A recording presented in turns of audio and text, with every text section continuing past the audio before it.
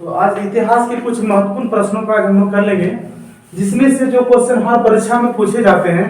यहाँ तक कि अगर आप सीजीएल का भी तैयार कर रहे हैं या जेटेट का या कोई इंटर के विद्यार्थी अगर होंगे तो ये वीडियो बहुत इंपॉर्टेंट है, क्योंकि मैंने क्लास 12 के एनसीईआरटी की बुक से इस सारे क्वेश्चन को लिया है। तो आज का वीडियो इंपॉर्टेंट होने वाला है, तो पूरा वीडियो को आज कर लीजिएगा और एक एक क्वेश्चन को ध्यान से अपनी कॉपी में नोट कर लीजिएगा।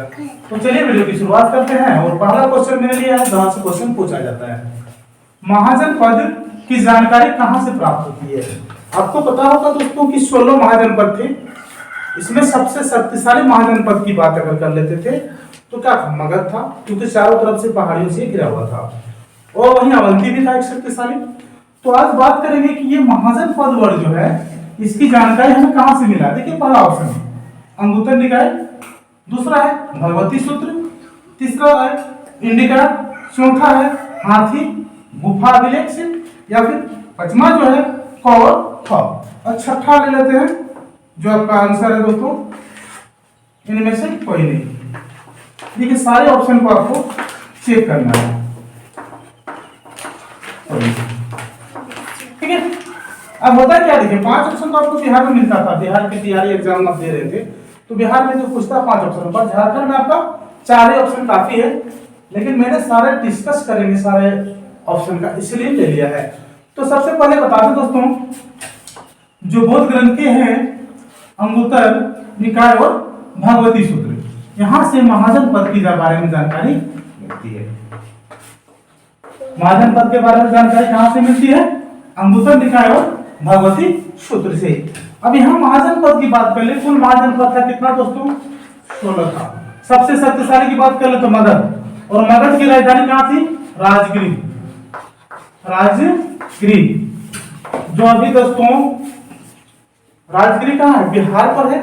और आप सुने होंगे कि जब बड़ी मतलब क्या कहते इसको, उदयन थे या फिर अशोक थे, उस समय ये जो राजगिरी था है ना, ब्रजगिरी के नाम से भी जाना जाता था, ठीक है। आगे हम बात कर लेंगे, ऑप्शन दिया इंडिका। तो इंडिका देखिए इसमें लिखा हुआ क्या है, इंडिका एक पुस्तक है जो मेगास्थनीज का है, मेगास्थनीज का है इंडिका। और ये पुस्तक जो बहुत इंपॉर्टेंट होता है, क्योंकि मेगास्थनीज जो लिखे थे, जो चंद्रगुप्त मौर्य के दरबार में आए थे, उन्होंने लिखा था चंद्रगुप्त मौर्य के साम्राज्य के बारे में, ये मेगास्थनीज का पुस्तक है इंडिका। अगला बात करते हैं हाथी गुफा अभिलेख, देखिए बहुत इंपॉर्टेंट है। ये खारवेल शासक के बारे में जानकारी देता है, खारवेल शासक यानी शासन के बारे में जो जानकारी मिलता है वो आपको हाथी गुफा अभिलेख से मिलता है। तो इनमें से आंसर आपने देखा अंगुत्तर निकाय और भगवती सूत्र, ये दो यानी क और ख इसका सही आंसर है। आपका जो क नंबर है वो क्वेश्चन का सही आंसर है, यानी ई नंबर इसका बिल्कुल सही आंसर है। चलिए आगे बढ़ाते हैं क्वेश्चन को, देख लो। तो अगला क्वेश्चन जो है मैंने महाजनपद की राजधानी से ले लिया है, और यहाँ सारे इंपॉर्टेंट जो महाजनपद है उनकी राजधानी आज एक ही क्वेश्चन में करने वाले हैं। तो दूसरा क्वेश्चन है वत्स की राजधानी कहाँ थी। आपको मैंने बताया दोस्तों कुल 16 महाजनपद थे, इसमें से इंपॉर्टेंट जो है वो आज हम आपको बताने वाले हैं। देखिए पहला ऑप्शन दिया है वाराणसी, दूसरा है वैशाली, तीसरा है कौशाम्बी, चौथा है कुशीनगर, पांचवा जो है राजगिरी, और छठा जो है उज्जैन।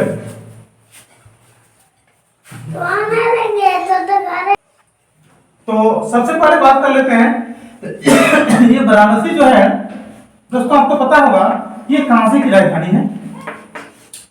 काशी की राजधानी कहाँ थी, वाराणसी।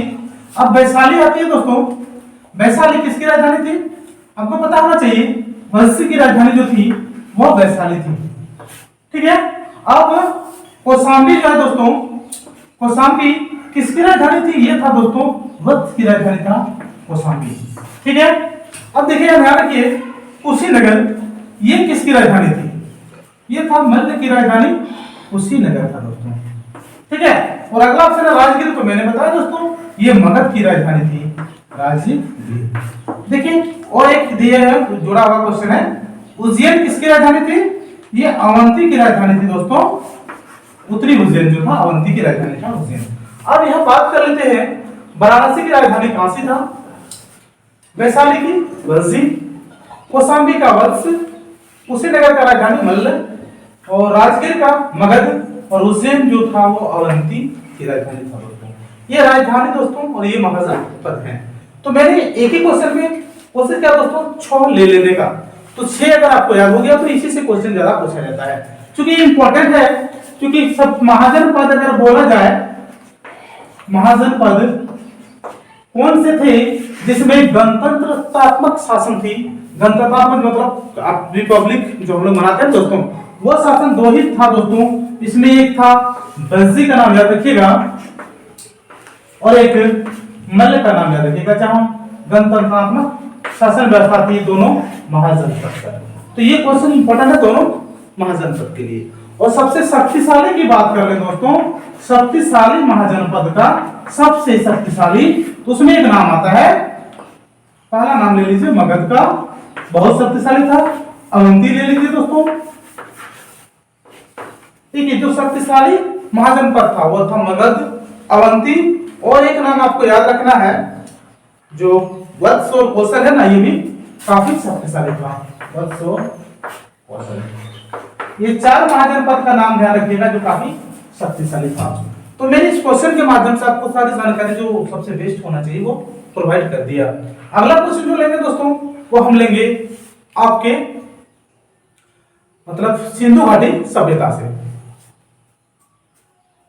चलिए अगला क्वेश्चन जो है आपके बीच बहुत इंपॉर्टेंट है, और ये क्वेश्चन है उत्कृष्ट जल प्रणाली की व्यवस्था कहाँ थी? मतलब सिंधु घाटी सभ्यता में दोस्तों बात कर रहे हैं कि उत्कृष्ट जल प्रणाली की व्यवस्था कहाँ थी? तो बता दें कि बैठो सुनिए, उत्कृष्ट जल प्रणाली की व्यवस्था जो थी सिंधु घाटी सभ्यता में कहाँ थी, ये जानकारी लेना है। तो पहला ऑप्शन है कालीबंगा, दूसरा है धोलावीरा, तीसरा ऑप्शन है राखीगढ़ी, चौथा ऑप्शन है लोथल, और पांचवा जो है वो हड़प्पा है। आपको आंसर सेलेक्ट करना है, आपके पास 1 मिनट का समय है।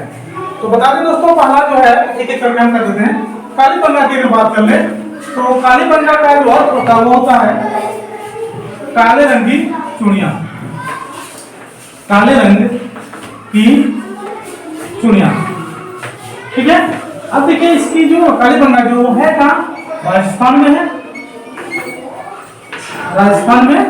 और यहाँ से जो मिला है दोस्तों सबसे इंपॉर्टेंट, अगर साक्ष्य से पूछे तो याद रखिएगा जूते हुए खेत, जूते हुए खेत का जो साक्ष्य है वो कालीबंगा से मिला है। और अगर बात कर लें अग्निकुंड, हवन कुंड, ठीक है ना, अग्निकुंड, हवन कुंड जो है ये इसका साक्ष्य भी कालीबंगा से मिला है।